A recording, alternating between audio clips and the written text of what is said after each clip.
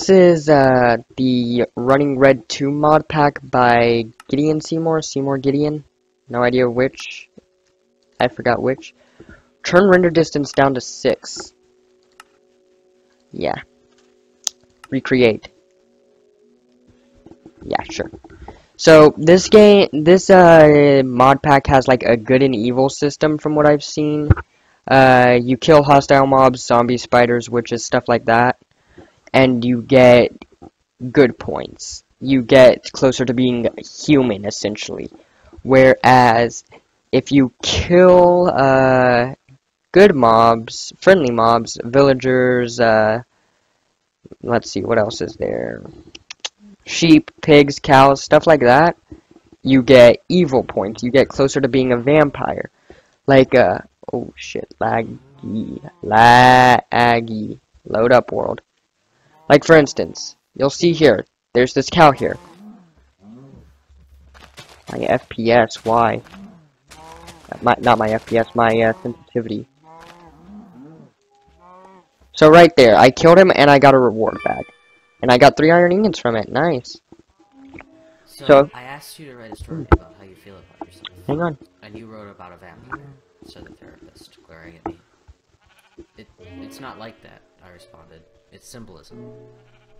Mm-hmm, he replied, peering over his glasses. And how is that exactly? The character. The character doesn't want to be a vampire, but he's becoming a vampire. He's being hunted by both his enemies and his once friends. He's left all alone, and is slowly losing control of himself. He knows that the end is soon, but he knows that there's very little that will stop it, let alone slow it down, I responded. He's trapped, unable to do anything about his situation. He can barely contain it, and he's about to lose it all. Good voice acting, though. Like, seriously. Like, here we go. Here's the reputation. Reputation, evil, human. Good. So, like, it says here, I've got 2 quests that are already completed. So, click here to show quest. Right there. Right there. It takes away a point from human, and it gives a point to vampire. So, let's claim that reward. And 3 copper ingots. Nice. Now, we're just gonna do that. Now, this mod has a thing in it. Ooh, a berry bush. That's gonna be very helpful. Very, very helpful.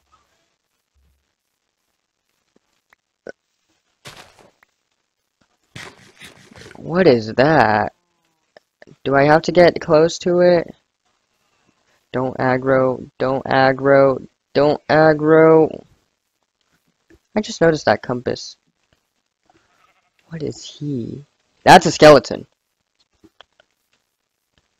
And that's a zombie. So mobs spawn in the day. It encourages you to build a house and hide in it. It also discourages you from mining by adding replacing the majority of the world with silverfish. Yeah! Sounds like fun, right? What am I putting myself through? Like, holy shit. We are not going in there. Alright, so now that I've shown you guys this, like murder, salvation, murder. Kill a hobgoblin, so it's got witchery. Kill a villager, kill a pig, kill a sheep, kill a chicken, kill a cow, and kill a bat. So now we're going to go over to chapter 1, the end. Claim reward. So, like, you notice there, it gave me Philodegento, whatever that is. Hello and welcome to Running Red 2 Vampire Money. I'm Gideon Seymour. I was right the first time. Or was it the second time? I have no idea. The creator of this pack. Usually I try not to break character and things like this. Unfortunately, this pack is a little too extreme to go without guidance. So I've decided to make this. Think of it as your handbook for RR2. I'll detail everything in this book, so make sure to read through it before doing anything else. Don't worry, the game time will freeze whilst you are in this novel, so take your time. Health, underground, mobs, sanity, sleeping, and frequently asked questions. If you haven't noticed yet, health does not regenerate naturally in Running Red 2. I haven't taken damage yet. I did not actually know that. I didn't read this book when I played it on my laptop. There's a method around it. Once you complete the first quest, you'll notice an unnamed potion effect that will appear by the side of your screen. This represents the first step of your transformation into a vampire, the ability to drink blood. When you hit someone whilst you have this effect, you'll regain your health. The more hits you get in, the more health you regain. It's a pretty sweet system. The other health-related thing you may notice are the absorption hearts above your health. Right there. Right there. These will act as your shield from damage. How do you get more of these? When you equip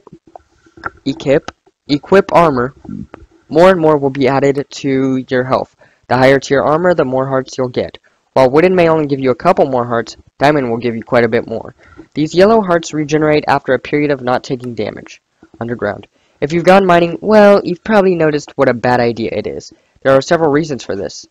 1. There are no ores beneath the ground. You have to get those ores by killing things. Every mob has a chance of dropping a reward bag. You can get a second one from the Cancer quest set by claiming the reward associated with the mob.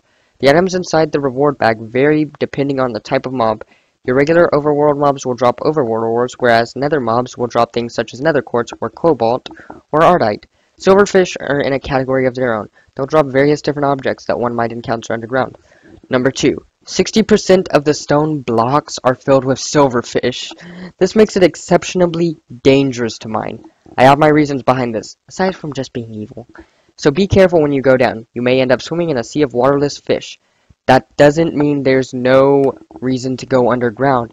Inside the numerous caves beneath the soil, there's a whole bunch of chests filled with loot that gets increasingly better as you head deeper beneath the ground.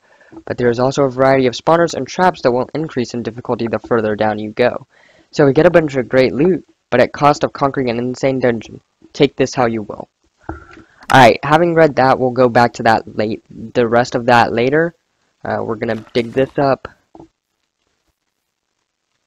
And we're gonna get world domination with open blocks, because that's a story for another day. Alright. So, the story is a metaphor, asked the therapist. Yes, I sighed, already bothered by this meeting.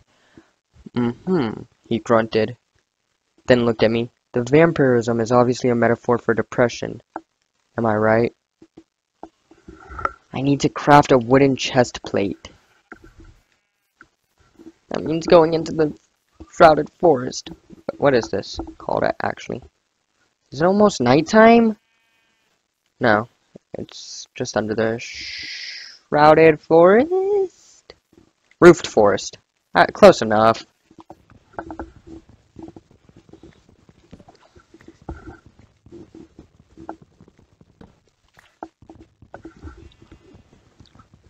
Close enough, am I right?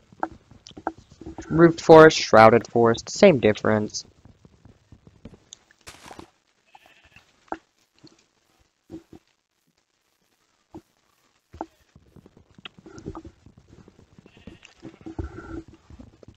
Alright, so I'm gonna cut all this out and cut back in once I have a bit of a base built up.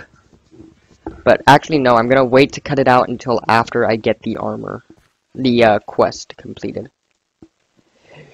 Eucalyptus! Oh wow, and it actually does a pink crafting table? Can I? I can. I love Tinker's Construct. I have not made a house yet, which this game Oh, did I just fuck my wooden chest plate up? I did fuck it up. Son of a bitch.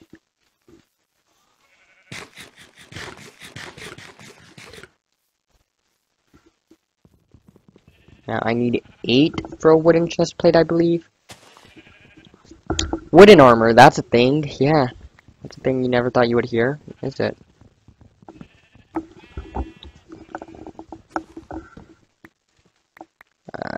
Chest plate. Recipe. Oh, you can make it with any wood? Okay. Too bad I don't have any more. Son of a bitch.